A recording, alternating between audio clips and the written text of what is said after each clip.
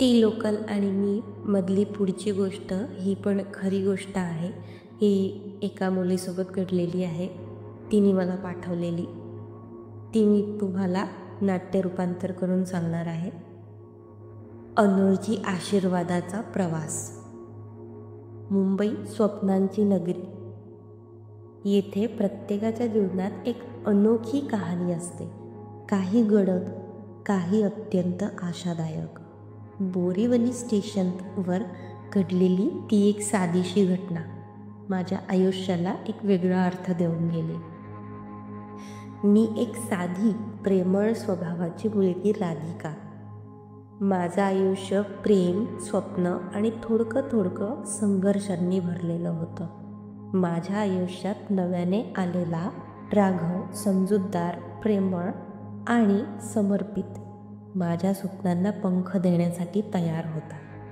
त्या एका संध्याकाळी आयुष्याने दोघांनाही एक वेगळा अनुभव दिला, जे आमचं नातं अधिक खोल बनवून गेलं. संध्याकाळची घाई आणि स्टेशनवरची अनपेक्षित भेट. त्या दिवशी मी खूप घाईत होती. ऑफिसमधून सुटल्यावर मी पटकन बोरीवली स्टेशन गाठले.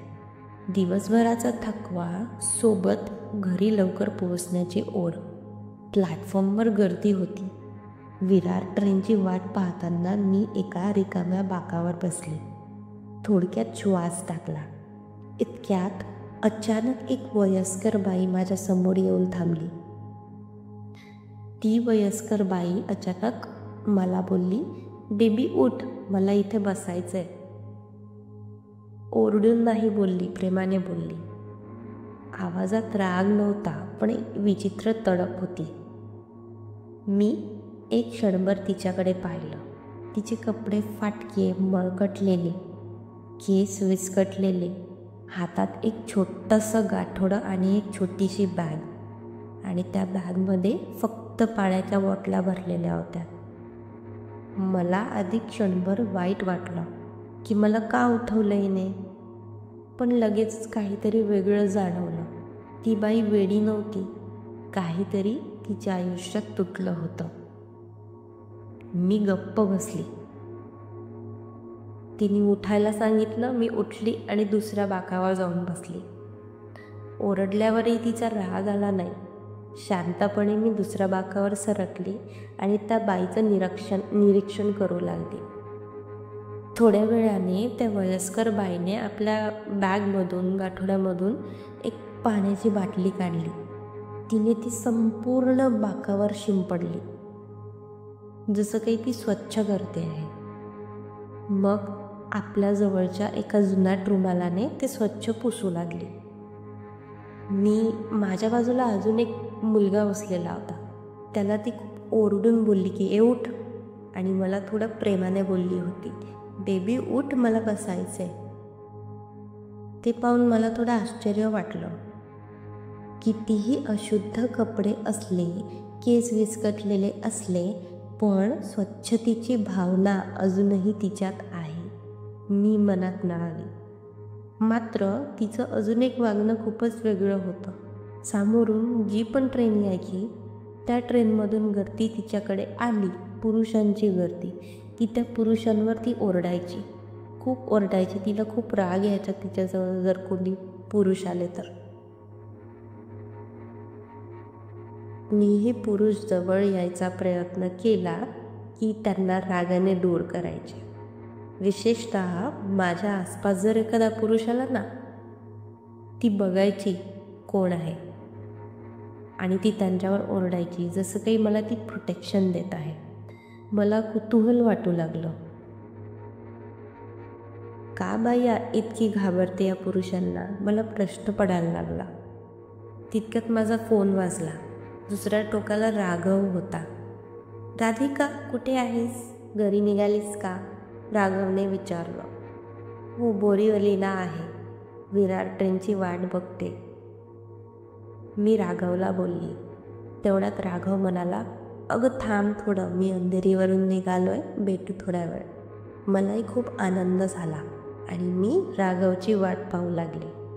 फोन बंद करताच मी पाहिलं त्या वयस्कर बाईने पुन्हा एक कटाक्ष टाकला. जणू तिला काहीतरी समजलं होतं. तिने अजून सावधपणे इतर पुरुषांना दूर ठेवायला सुरुवात केली. एखाद्या अनोळखी व्यक्तीकडून असा अदृश्य संरक्षण कवच मिळणं हा अनुभव वेगळाच होता माझ्यासाठी. काही वेळातच गर्दीमधून वाट काढत राघव प्लॅटफॉर्मवर पोहोचला. त्याचं तेजस्वी हसणं, डोळ्यातलं प्रेम पाहून माझं मन उजळून गेलं. राघव माझ्या जवळ बसला. मला वाटलं आता ही राघववर पण ओरडणार, पण का माहीत नाही तिने सुरुवातीला त्याच्याकडे पण खूप रागाने पाहिलं. त्याला पण ओरडणार तेवढ्यात त्याने तिला काकू काही खाणार का म्हणून डब्यातलं जेवण ऑफर केलं.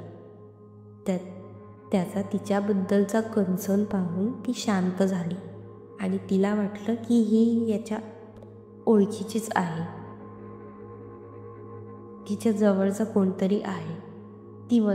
ती बाई शांत झाली. फक्त राघवकडे एक दयाळू नजर टाकली आणि मग शांतपणे त्याच ओल्या बाकावर झोपी गेली. कोणतंही ओरडणं नाही, कोणतीही घाई नाही. मी आणि राघव थोड्या गप्पा मारत बसलो. राघवने माझ्यासाठी समोसे आणि पाण्याची बॉटल आणली होती. प्रेमाने त्याने माझ्याकडे दिलं आणि आम्ही दोघं मिळून खायला लागलो. मी त्या बाईला विचारले, तुम्ही पण घ्याल का काही? ती हळूच नाही म्हणाली, पण तिच्या डोळ्यात काहीसं ओलावलेलं मी पाहिलं. तेवढ्यात विरार ट्रेन प्लॅटफॉर्मवर येताना दिसली. मी राघवला पाहिलं.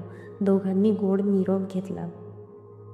मी ट्रेनमध्ये वळली आणि लेडीज डब्यात चढली. ती वयस्कर बाई हात वर करून मला काहीतरी सांगत होती. मला आशीर्वाद देत होती, जणू ते पाहून. त्या एका क्षणात माझ्या डोळ्यातून टपोऱ्या अश्रूंच्या धारा वाहायला लागल्या.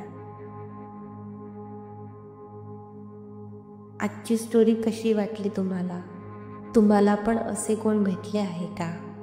तुम्हाला जर ही कथा आवडली असेल तर नक्की मला तुमच्या प्रतिक्रिया द्या. मला पण नवनवीन कथा सांगायला आवडेल.